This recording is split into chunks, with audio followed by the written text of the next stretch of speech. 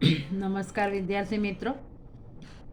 પ્રકરણ 13 ઉદાહરણ 6, જેમાં નીચે આપેલ માહિતીનો મધ્યસ્થ 525 છે અને કુલ આવૃત્તિ આપણને આપી દીધી છે n બરાબર 100. તો x અને yના મૂલ્ય શોધો. હવે વર્ગ, આવૃત્તિ અને સંચય આવૃત્તિ આ રકમ છે.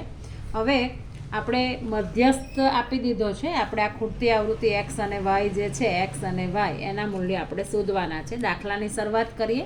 સંચય આવૃત્તિ શોધતી વખતે પહેલા ખાનામાં તો જે હોય જ. હવે આ 2 અને 5નો સરવાળો કરીએ એટલે 7. 7 વત્તા x. હવે આ x જે છે એમને એમ રહેવા દઈશું અને આંકડાઓનો સરવાળો કરીએ તો 12 ને 7 19, એટલે 19 વત્તા x. હવે આ x એમને એમ રહેવા દઈએ. 19 વત્તા 17, એટલે 19 ને 17 થશે 36. હવે આ x એમને એમ રહેવા દઈએ. 36 વત્તા 20 એટલે 56. હવે આ 56 વત્તા x વત્તા y. હવે આ 56 અને આ 9નો સરવાળો કરીએ અને આ x વત્તા y એમને એમ રહેવા દઈએ તો 56માં 9 ઉમેરીએ તો 65. હવે આ 65 વત્તા 7 એટલે 72 વત્તા x વત્તા y, અને આ 72માં 4 ઉમેરીએ તો 76 વત્તા x વત્તા y.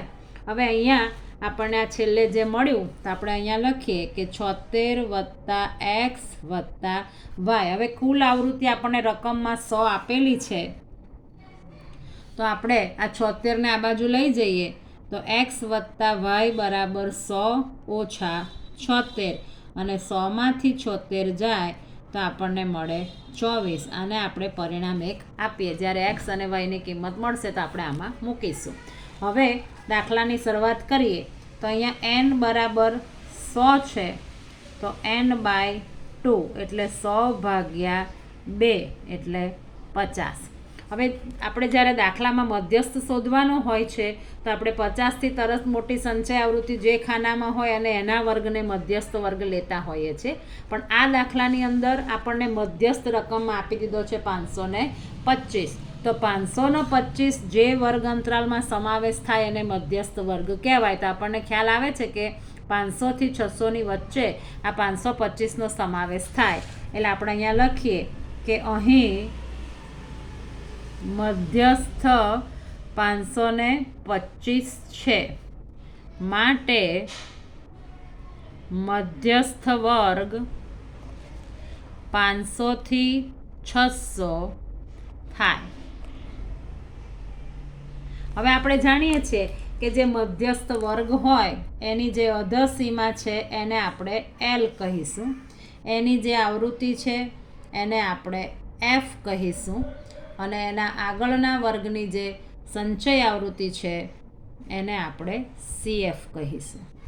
એટલે હવે આપણે લખી દઈએ કે L બરાબર 500, F બરાબર 20 અને CF બરાબર 36 વત્તા x, અને વર્ગ લંબાઈ એ ઉધ્વસીમા ઓછા અધસીમા એટલે h બરાબર 100.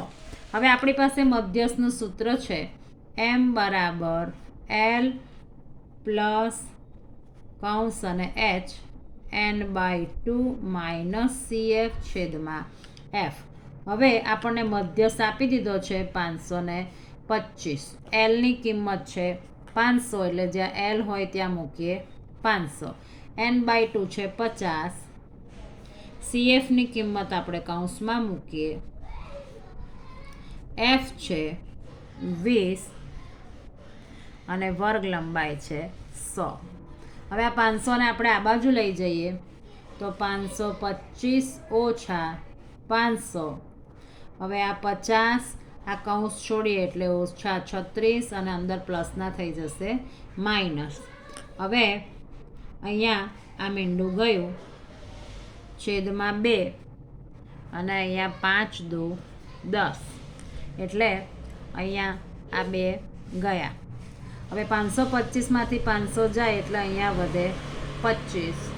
હવે અહીંયા 50માંથી 36 જાય એટલે આ 14 ઓછા x, અને આ ગુણ્યા 5. હવે આ 5ને આપણે આના છેદમાં લાવી દઈએ તો 25/5 અને અહીંયા 14 - x. 25/5 કરીએ એટલે વધે 5 અને અહીંયા 14 - x. ઓછા xને આ બાજુ લાવીએ અને 5ને આ બાજુ લઈ જઈએ તો x બરાબર 14 - 5 અને 14માંથી 5 જાય તો x બરાબર 9. હવે આપણે જે સમીકરણ 1 જે અહીંયા મેળવેલું હતું એની અંદર આપણે xની કિંમત મૂકી દઈએ તો અહીંયા આપણે xની કિંમત મૂકીએ તો કે 9 + y બરાબર 24. તો y બરાબર 24 - 9 અને 24માંથી 9 જાય તો y બરાબર 15.